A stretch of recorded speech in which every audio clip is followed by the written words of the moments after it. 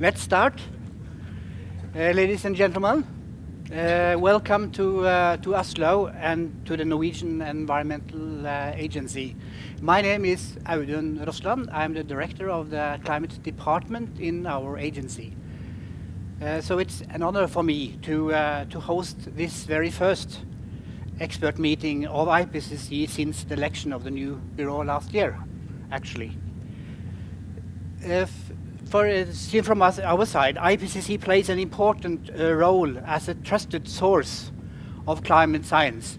And I can assure you that the assessment reports are the most important scientific basis for policy makers in Norway. They also provide important input to the work of my own agency concerning both mitigation and adaptation issue.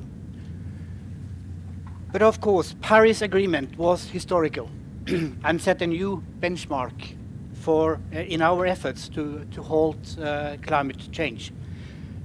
We all know how ambitious it is to limit the temperature increase to well below 2 degrees and strive for 1.5 degrees Celsius.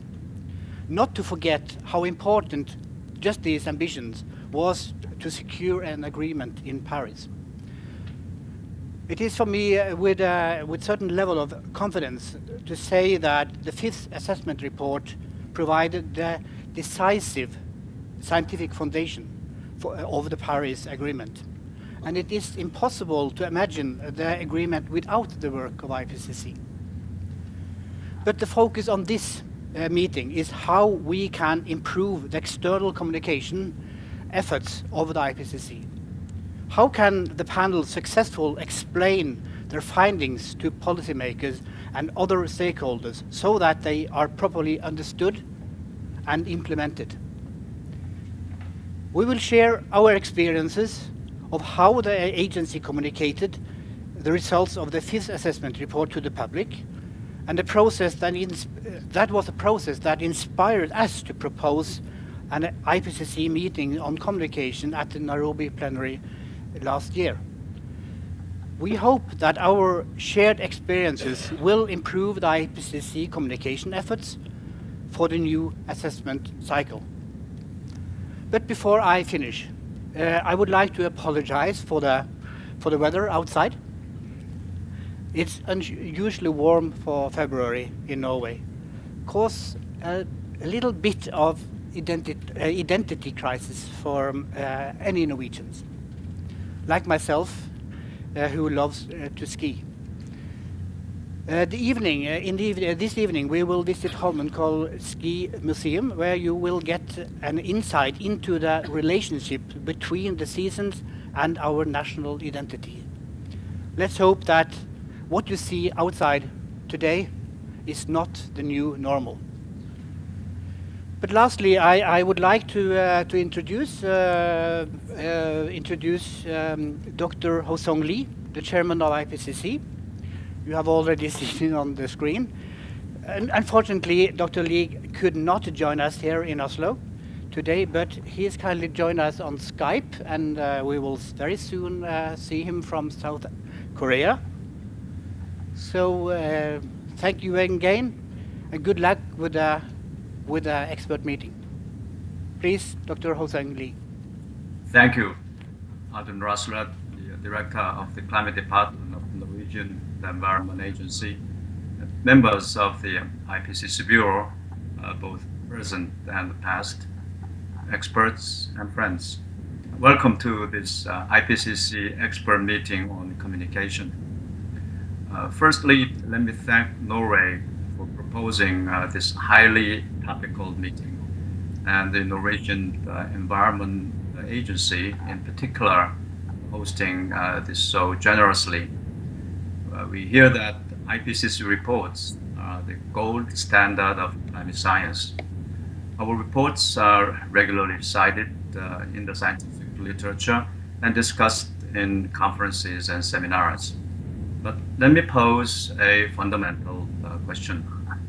What use are IPCC reports if many of its intended users cannot understand them do not know where to find what they need, or cannot use them in their own work. We are here to find ways to answer to this question. Several people in the policy community have suggested that, besides the summary for policymakers, we should also consider producing a summary for the citizens of the world. Our principal audience is policymakers. We know that we should do better in serving them and other stakeholders, such as civil society, educators, businesses, just to name a few. Last year, as part of our efforts to communicate better, undertook an unprecedented program of outreach around our latest report, the AL5. Throughout the series of these activities, we hear repeatedly from ministers, politicians, and officials that they cannot easily use IPCC reports in their own educational and awareness raising work. You may have heard the recent report indicating that an IPCC summary for policymakers is harder to understand than a paper by Einstein. We want to examine how to make our products more readable ourselves or working with third parties. But more than that, we want to ensure that our products are more relevant. And it goes without saying that we must secure the scientific rigor, policy neutrality, accuracy, and balance on which that gold standard I mentioned is based. For the fifth assessment report, we already made some improvements to communications, working more closely with media, using headline statements to capture key messages, scientifically rigorous yet accessible videos, and more user-friendly websites. The panel has asked us to do more and make greater use of digital technology to improve access and readability, and to draw on the help of experts from communications discipline in developing our future reports.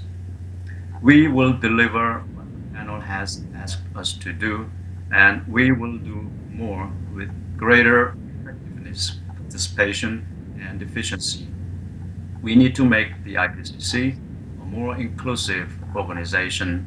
That means enhanced participation of developing countries in our task and greater responsiveness and relevance to the needs of all our stakeholders.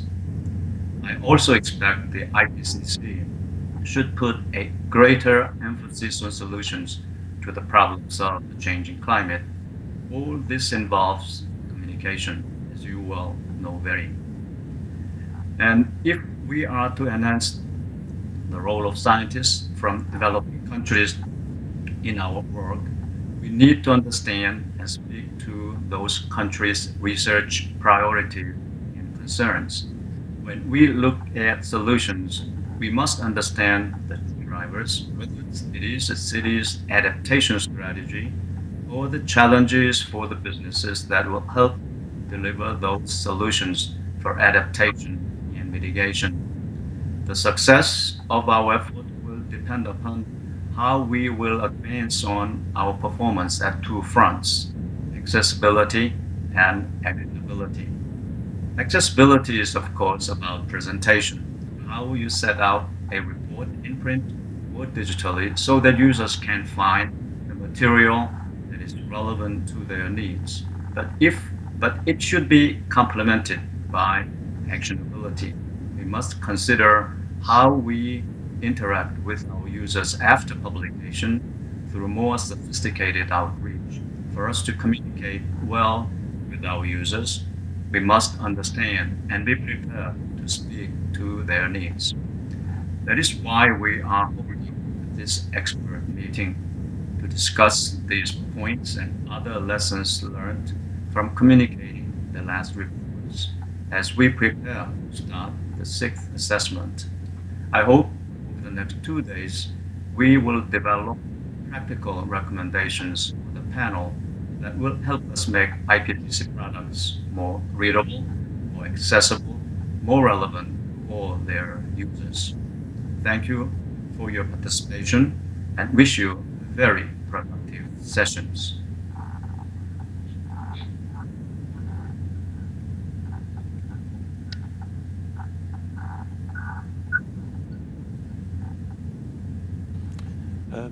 Good morning, everyone. Welcome to Oslo, to this horrible weather. My name is Christian Bjornes. I'll be chairing most of the sessions today and tomorrow, with a few exceptions. My day job is to be a communications director at CICERO, which is a Center for Climate Research here in Oslo. And one of our research directors is also vice chair in Working Group 1.